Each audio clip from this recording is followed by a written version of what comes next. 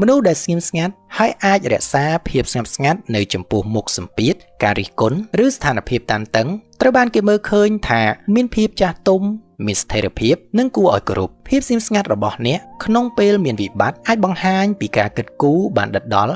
ជាងការប្រតិកម្មដោយអន្ទះអន្ទែងឧទាហរណ៍ជាក់ស្ដែងនៅពេលមានកំហុសកើតឡើងក្នុងគម្រោងហើយមនុស្សគ្រប់គ្នាកំពុងតែច្របូកច្របល់អ្នកនៅតែរក្សាភាពស្ងៀមស្ងាត់វិភាគស្ថានភាពរួចស្នើសុំដំណោះស្រាយដោយស្ងប់ស្ងាត់និងមានហេតុផលនោះគឺបង្ហាញថាអ្នកជាមនុស្សដែលពូកែគ្រប់គ្រងអារម្មណ៍ហើយ11ស្ងៀមស្ងាត់តែមានការត្រៀមខ្លួនជានិច្ចការត្រៀមខ្លួនបានល្អគឺជាការបង្ហាញពីការយកចិត្តទុកដាក់មានវិជ្ជាជីវៈនិងការគោរពចំពោះពេលវេលារបស់ខ្លួននិងអ្នកដទៃមិនថាក្នុងកិច្ចប្រជុំការធ្វើបទបង្ហាញការសន្ទនាសំខាន់ណាមួយទេការចំណាយពេលស្រាវជ្រាវនិងការរៀបចំទុកជាមុននឹងធ្វើឲ្យអ្នកមានទំនុកចិត្តហើយអាចរួមចំណែកប្រកបដោយអត្ថន័យ